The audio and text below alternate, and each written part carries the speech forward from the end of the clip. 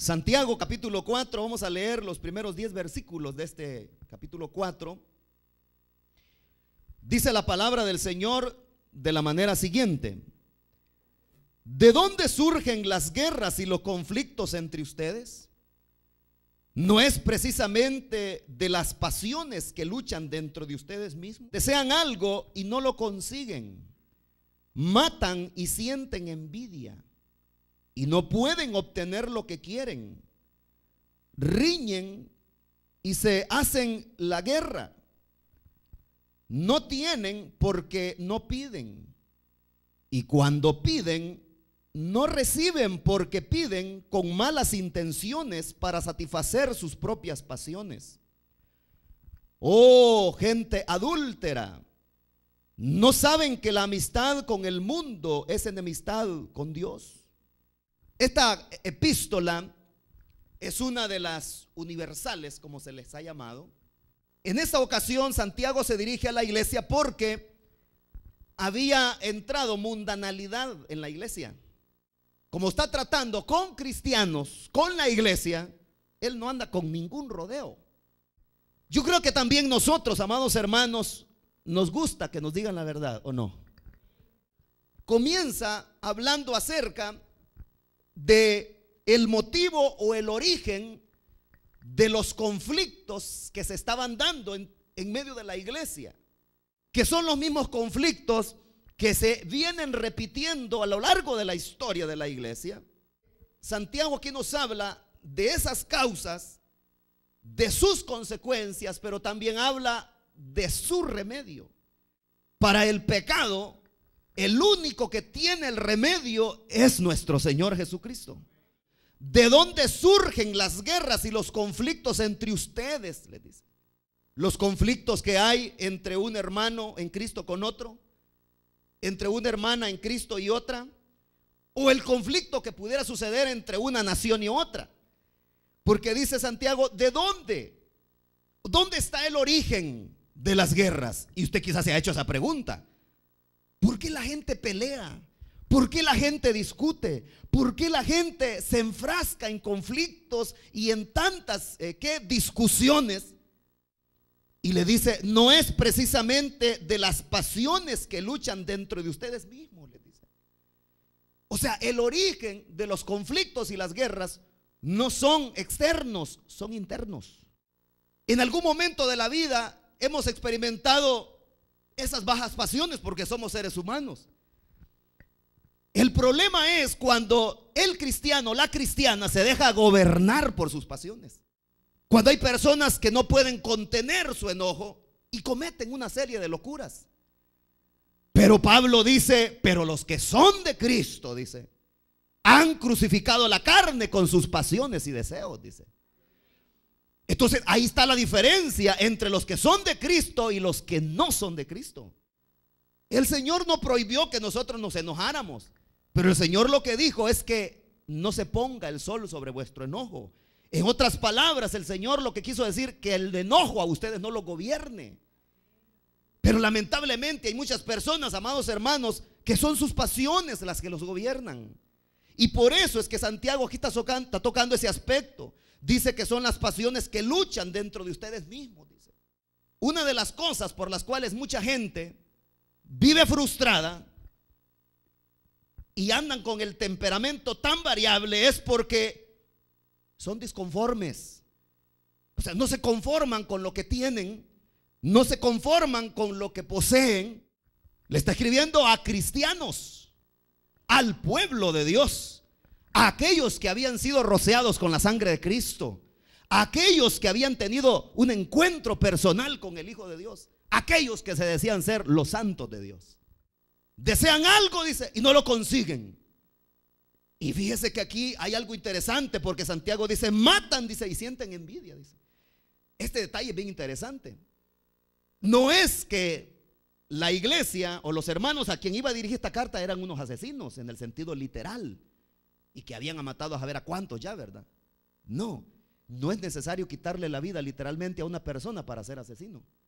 Cuando Jesucristo dijo, oíste, dijo que fue prohibido, dijo, no adulterarás. Y el Señor fue bien claro, porque los judíos pensaban de que adulterar era acostarse con la mujer que no era de ellos, y ya eso era adulterio. Pero el Señor les dijo, el Señor fue más allá. Con solo que la veáis a esa mujer, ya adulteraste con ella en tu corazón, le dijo el Señor. Entonces aquí está diciendo Santiago de que no necesariamente irle a quitar la vida a alguien, ya por eso una persona es asesina. Desear la muerte de esa persona es un asesinato. ¿Hasta dónde lleva la mundanalidad infiltrada en la iglesia al pueblo de Dios?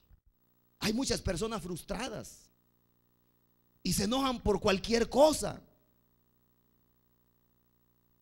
y no se alegran del bienestar y del triunfo de otra persona, sino que al contrario no les causa alegría. Solo les causa alegría lo que ellos logran hacer, pero lo que el otro logra hacer no les alegra en nada. Ese es ser egoísta. Eso es ser envidioso. Y cuando otra persona logra aquel objetivo y ella o él no lo logró, lo que siente es envidia. Y no pueden obtener lo que quieren, dice. Dice por ahí un dicho que la envidia no mata, pero sí mortifica. Lamentablemente dentro de la iglesia del Señor también hay gente envidiosa que no pueden ver ojos bonitos, como dice el dicho, en cara ajena. Hay personas que le tienen envidia al hermano porque tiene un carro nuevo, porque tiene una casa más grande, porque tiene una casa nueva, y dicen, eso no lo dicen así a simple vista o a los cuatro vientos, pero dentro de su corazón lo que dicen es, eso a mí me convendría, eso a mí me debería de pertenecer, eso yo lo debería de tener, y ojalá que se muera este para que me quede a mí. Ese es ser asesino. Y eso es lo que, mire, aquí lo que está haciendo Santiago es, como dicen, sacando los trapitos al sol, ¿verdad? Porque uno dice, pero dentro de la iglesia hay eso, dentro del pueblo del Señor, dentro de los lavados con la sangre del Cordero hay eso. ¿Qué? ¿Cómo no? Es que no, pues.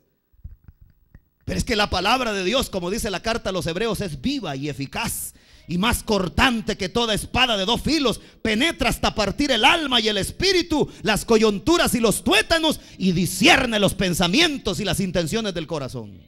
Y como el Señor lo conoce todo, les estaba diciendo que ellos eran una partida de envidiosos y andan frustrados todo el tiempo. Son personas que son temperamentales, que hoy están enojados, mañana contentos, que hoy ríen, mañana andan todos serios. Pero esa inconstancia, esas son las bajas pasiones, las frustraciones que hay en el corazón por no tener lo que otros tienen. Porque a mí me pasó esto, ¿por qué no le pasó a aquel mejor? Riñen, dice, y se hacen la guerra, dice. Fíjese que Agustín de Hipona fue un gran erudito. Él parafraseó este versículo 2 haciendo un juego de palabras. Y él estas palabras en latín era malí, malé, malá. Así resumía él en latín este versículo 2. ¿Por qué? Decía él, malí significa pedimos con mala disposición, malé de mala manera, malá pedimos cosas malas, decía. Y es cierto, eso es lo que dice ahí Santiago.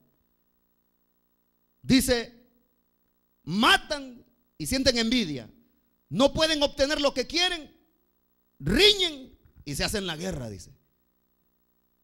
Eso de reñir sí que está fuerte, hermano. Parece que son los animales, son los que trabajan o tratan de esa manera, ¿verdad? Dios a nosotros nos ha dotado de razón, la capacidad de razonar. Nos ha dado el don de la palabra, de poder platicar, de poder hablar.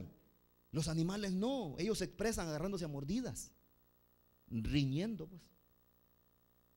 ¿Cómo le quita un hueso un perro a otro perro? Le dice, mire, don perro, présteme ese hueso un rato. Señor perro, compartamos ese suculento hueso que usted tiene. No, no le dice eso, se le tira encima y riñe, le hace el perro, le hace el otro perro, y el más fuerte ese se queda con el hueso. Santiago usa esa palabra de riñen, dice, y se hacen la guerra, dice. Qué tremendo, hermanos, que nosotros seres humanos y ya siendo redimidos por la sangre de Cristo, habiendo sido iluminados por la verdad, sigamos viviendo de esa manera. Qué terrible es poder ver eso, amados hermanos, en hogares, en matrimonios, en familias. ¿De qué se riñen, hermanos? Como dice el dicho por ahí en la calle, como perros y gatos. Y dice uno, bueno, ¿y esta gente que no les ha alumbrado la verdad? Y dice uno, ya están grandecitos además. Además, dice uno, ¿se han convertido al Señor o no se han convertido de verdad, hombre? ¿Tienen a Cristo en su corazón o no lo tienen? Pero ¿por qué es? Por las bajas pasiones, porque no están sometidas a la cruz de Cristo.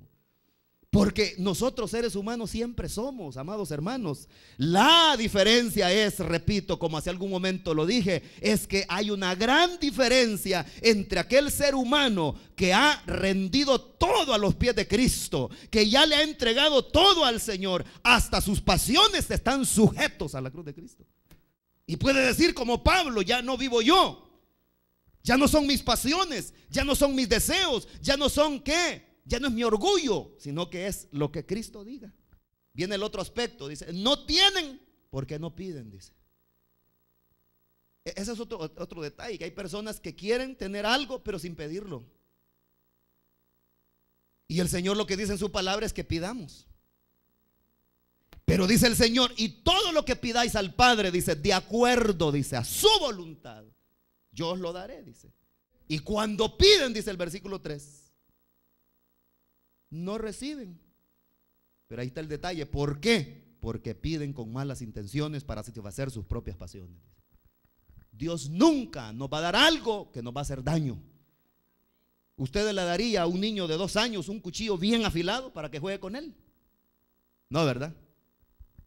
¿Le daría un galón de gasolina a un niño de 3 años para que juegue con él? Eso es dañino.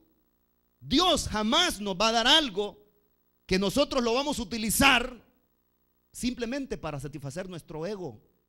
Dios no es alcahueta. Nosotros sí lo somos muchas veces con nuestros hijos, pero Dios no es alcahueta. Dios, aunque pataleemos, aunque lloremos, aunque hagamos esto o lo otro, pero si aquello lo que va a hacer es hacernos mal y no bien, el Señor jamás lo dará. Si usted le está pidiendo al Señor, Señor, llévate a ese hermano, que se muera, Señor, ¿cree usted que el Señor se lo va a conceder? Lamentablemente hay cristianos que sí, fíjese, piden al Señor, Señor, llévate a ese hermano, aunque sea para otra iglesia, llévatelo, pero llévatelo de aquí ya. Jamás se lo va a conceder el Señor, porque son para satisfacer sus intenciones egoístas. Pero cuando es de acuerdo a su voluntad, el Señor nos responde.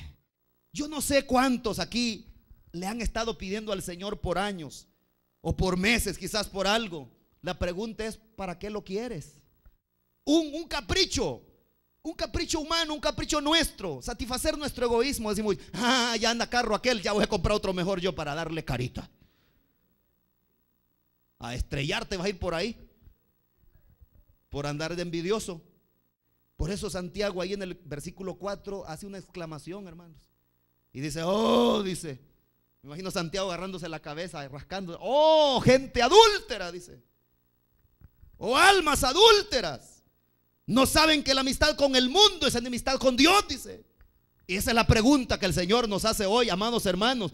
¿Acaso usted no sabe que haciéndose amigo del mundo se hace enemigo de Dios? El mundo está constantemente bombardeándonos, amados hermanos. Nos bombardea a través de diversos medios, nos bombardea a través de las modas, nos bombardea a través de qué, de la manera de vestirnos, nos bombardea a través de la manera de ver la sexualidad, nos bombardea a través de ver la vida misma, amados hermanos, nos bombardea de ver cómo ver el matrimonio, nos bombardea cómo tratar los hijos, pero a la manera del mundo. Pero ya nosotros no vivimos de acuerdo a los dictámenes del mundo, nosotros vivimos de acuerdo a los dictámenes de la palabra de Dios escrita aquí en este libro santo. ¿Por qué desviamos nuestra mirada y nuestra atención? Y decimos, ¿por qué te vistes así? Anda enseñando como está vendiendo carne. Es que así está la moda hoy, dicen. Andar hasta aquí.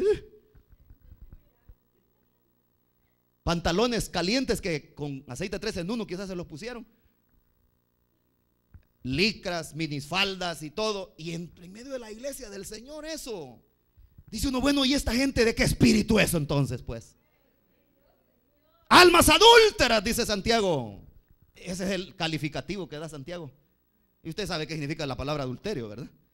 Claro, aquí Santiago se está refiriendo al adulterio espiritual. Porque el hecho de que nosotros vayamos en pos de la corriente del mundo, estamos siendo infieles con Dios, con su palabra. Cuando nosotros nos desviamos y queremos hacer las cosas a nuestra manera, para satisfacer nuestros deleites, para poder presumir a los demás, para vivir como el resto del mundo vive, entonces nosotros, amados hermanos, estamos siendo infieles. Y el Señor Jesucristo dijo: nadie puede servir a dos señores, dijo, porque amará uno y aborrecerá el otro, dijo. Aquí hay que definirse, amados hermanos. Nosotros no podemos decir: es que tengo amigos en el mundo, es que yo me llevo bien con el mundo, pero también me llevo bien con Cristo. Mentira del diablo, amados hermanos. Y que el Señor lo reprende esta noche, porque nosotros, el Señor dice en su palabra que nos anhela celosamente. Dios no está dispuesto a compartirnos con nadie. Si alguien, dice, quiere ser, dice, amigo del mundo, se vuelve enemigo de Dios, dice. Muchas veces sucede en la iglesia de personas que dicen: no, pero es que fíjese, dicen las jovencitas, por ejemplo, o los jovencitos dicen: yo tengo una novia, dicen, yo tengo un novio, pero fíjese que no es cristiano, fíjese, pero es buen muchacho, dicen. Hijo del diablo es que es nomás. Y el diablo va a ser tu suegro, enemigo de la cruz de Cristo, enemigo del evangelio. Eso es. Dice la gente: buen muchacho, viera qué buen muchacho es, dicen. Lo que pasa es que no ha sacado las garras todavía, espérate. Si alguien, dice, quiere, oiga bien, quiere, porque nadie está obligando a la gente. A los cristianos nadie les está poniendo una pistola ahí para decirle: mira, ve a pecar, si no te mueres aquí. No. Si alguien quiere, dice, si alguien quiere, dice Santiago, ser amigo del mundo, se vuelve enemigo de Dios. Y yo le pregunto: ¿usted de quién quiere ser amigo? Porque el mundo ofrece felicidad, el mundo ofrece dicha, pero es pasajera. Pero la felicidad que Cristo ofrece es eterna. Pero la amistad que Cristo ofrece es para siempre.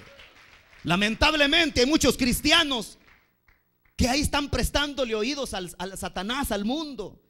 Y Satanás les dice unas ciertas cosas ahí aparentemente dulces, dice, y ya me gustó, dice, van arrimando más. De repente quedan atrapados y ya no pueden salir. Usted sabe que vivimos en un país donde aquí, amados hermanos, las influencias son fuertes. Y usted no me va a dejar mentir. Y no solamente para los jóvenes, lamentablemente hay muchos viejos y viejas, amados hermanos, que son mundanos. Y uno dice: ¿cómo esta señora, siendo tan adulta, anda de coqueta? ¿Cómo este hombre, siendo tan adulto, ya que ni muelas tienes, anda de coqueto? Es que es el ambiente, amados hermanos. Dice: será lo que como, hermanos, dice. Es el mundo que nos está bombardeando a cada instante. Esa fue una de las oraciones de un hombre de Dios del ayer. Le decía: oh alma mía, le decía, nada envilece más que el pecado, nada avergüenza más que el pecado, nada aleja más de Dios que el pecado, decía él. Pero como Satanás no presenta el pecado así como un tumor canceroso, podrido, lleno de gusanos, no lo presenta así.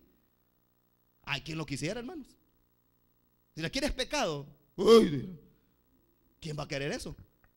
No, el pecado se presenta bien atractivo, seductor, agradable. Así se presenta. No, Pablo dice pues que hasta el mismo Satanás se presenta como ángel de luz. Tiene disfraces. En una persona muy bien vestida, que habla elocuentemente, muy perfumada, muy bien peinada, muy bien rasurada. En una persona que tiene una voz muy seductora. Así se presenta Satanás. Y qué difícil es para aquellos que andan fuera de la comunión con Dios reconocer quién está detrás de esa persona. Solo aquellos que andan en comunión con el Espíritu Santo pueden reconocer al Satanás que hay detrás de esa persona. Y se apartan y lo reprenden en el nombre de Jesús. Pero Él, dice, da mayor ayuda con su gracia, con su ayuda.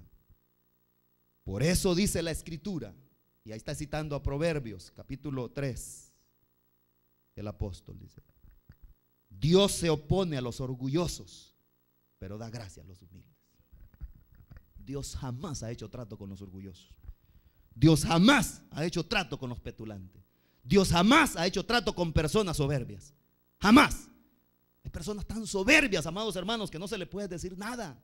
Hay personas tan soberbias que no se les puede decir cualquier cosa por su bien, porque se alejan de la iglesia y salen refunfuñando por ahí. Pero dice la Biblia que Él exalta a los humildes, pero a los altivos, dice, los mira de lejos. Es mejor humillarnos delante de la mano de Dios, amados hermanos. Es mejor dejarnos que el Señor nos moldee a su imagen. Ay, amados hermanos, todo aquel hombre, toda aquella mujer que se ha dejado moldear por el Señor ha salido bien pulido y nos deja a su imagen. Porque eso es lo que usted y yo debemos procurar, que el Señor nos moldee a su imagen. Y sigue Santiago hablando acerca del remedio para estos conflictos, estas guerras, estas envidias y todos estos malos entendidos y pleitos. Qué penoso es cuando dentro de la iglesia del Señor existen personas que no se llevan bien y que solo el saludo nada más, porque lamentablemente se dejaron llevar por sus bajas pasiones y comenzaron a hacerse daño. Pero viene el apóstol y no nos deja con la inquietud, sino que nos da el remedio, la receta médica. Y en el versículo 7 dice, así que, dice, en primer lugar, nos habla del sometimiento. Sométanse a Dios, dice. Una persona que está sometida a la voluntad de Dios no se deja llevar por ninguna influencia mundana. Una persona que vive sometida a la cruz de Cristo, que ama su palabra, que obedece su palabra, es una persona que no cualquier viento se la mueve. Pero como realmente lo que hoy existe en la iglesia es falta de sometimiento a Dios, y en lugar de haber sometimiento al Señor, lo que hay es anarquía. Cada quien hace lo que quiere.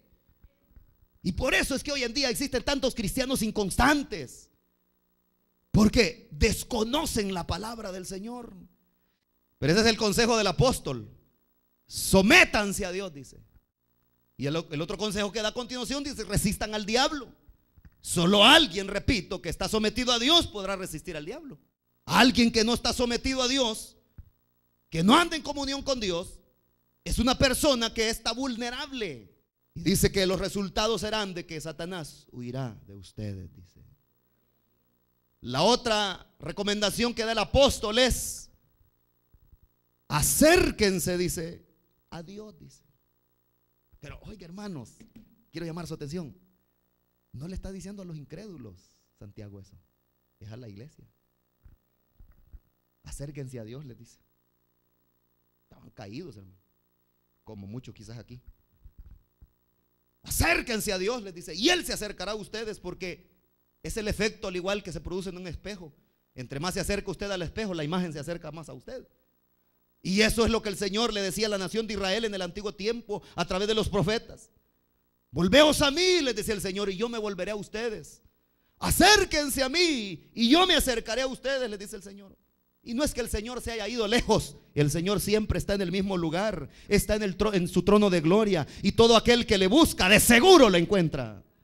Límpiense las manos, mírense las manos, las tienen llenas de sangre, de homicidio, les dice. Miren las manos cómo las tienen, llenas de robo, agarrando lo que no les pertenece a ustedes. Límpienselas, les dice. Pareciera que esas palabras son para, como le digo, para personas que no conocen a Cristo, ¿verdad? Y qué fácil es decirle a un impío: límpiate las manos, eres un pecador. Pero aquí Santiago se lo está diciendo a la iglesia: purifiquen su corazón, le dice, la otra recomendación que da. Dice la Biblia que al corazón contrito y humillado el Señor jamás lo desechará. Solo al corazón limpio, ese corazón que no tiene envidias, que no tiene rencores, reconozcan sus miserias, les dice. No, está fuerte la cosa, hermanos. Porque de qué otra manera se le puede, en qué otro estado está una persona que está viviendo o está practicando las cosas que hemos visto. Eso es estar en la vil miseria, hermano. Ya no hay un anhelo por buscar de Dios, ya no hay anhelos por la oración, ya no hay anhelos porque haya un quebrantamiento. Ya todo se torna rutinario y aburrido. Ese es vivir en una miseria. Reconozcan, dice, porque ahí comienza la exaltación. Cuando una persona reconoce su estado espiritual, que es de miseria y de bajeza, es entonces que comienza la exaltación. El problema es que, al igual que la iglesia en la Odisea, que no eran ni fríos ni calientes, sino que eran tibios, ellos no reconocían su estado espiritual, porque vivían solapados. Así hay muchos cristianos hoy en día solapados. Dice, ¿cómo está, hermano? Bien, dicen, aquí, hermano, siempre adelante, dicen. Son puras palabras. Lamentablemente hay muchos cristianos que viven de apariencia, y ahí solo están pasando el tiempo, como dicen, pasando el agua. Qué tremendo será en aquel día. Ahora, ese reconocimiento, dice Santiago, que tiene que demostrarse con hechos. Porque él dice, sí, hermano, yo reconozco ahí, ¿verdad?, masticando goma, ¿verdad?, yo reconozco, soy pecador. Sí. Y dice, lloren, dice, y lamentense, dice. Mira, amados hermanos, cuando David pecó, no va a creer usted que David ahí riéndose vino delante del Señor. Lea los salmos, lea la oración de arrepentimiento de David, lea los salmos de confesión de David. Él ahí mismo reconoce, dice, yo, dice, cuando callé, dice, mientras yo callé y no dije nada, se envejecieron mis huesos, dice, se resecó mi piel, dice, en mi gemir todo el día, dice, mi verdor se volvió en sequedades de verano, dice. Y todos lo veían al rey siempre vestido bien, ¿verdad?, con sus ropajes reales. Siempre andaba ahí, todo con su cetro y su corona. Decían, qué guapo el rey, decían, pero no sabía que ese rey andaba llevándose la trampa por dentro, hermano. Y dice, lloren, dice, y lamentense. Que esa risa hueca y barata que tienen, dice el apóstol, se convierte en lamento, dice. Porque solo aquellos que se lamentan de su miseria son exaltados delante de Dios, amados hermanos, o por nuestro Dios. Mira, amados hermanos, cuando nosotros reconocemos nuestro pecado, cuando venimos delante del Señor y le reconocemos nuestra miseria y le confesamos a Él todo lo que somos, amados hermanos, Él lo sabe todo. Lo que Él está esperando es que simplemente se lo confesemos y le digamos, Señor, esto soy, tú lo sabes todo, de ti no puedo esconder nada. ¿Qué puedo ocultar de ti, Señor? Tú lo sabes todo, solo vengo a decirte que me perdones. Que su risa, dice, se convierta en llanto y a su alegría en tristeza, dice. Porque eso es lo que siente una persona cuando le ha fallado al Señor. Lo que siente son deseos que lo agarren a tablazos, hermanos amados, porque dicen, ¿cómo pude ofender al Señor? ¿Cómo pude yo ofender al que me dio la vida? ¿Cómo pude ofender yo a aquel que murió en la cruz del Calvario? Aquel que derramó su sangre preciosa. ¿Por qué pude ser tan simple y venderme por un plato de lentejas? Lamentablemente hoy en día hay muchos Esaú que se venden por una copa de vino, por una noche de placer. Se venden fácilmente. Baratos son y baratas. Amados hermanos, le digo hoy lo que dice este libro santo: nosotros valemos la sangre de Cristo. Nosotros no valemos cualquier medio centavo. Nosotros valemos más que el oro y la plata de este mundo. La sangre preciosa de su Hijo amado que fue derramada en la cruz del Calvario. ¿Cómo podemos nosotros pagar tan grande amor? Jamás lo pagaremos. Lo que podemos hacer y debemos hacer es serle fiel a Él.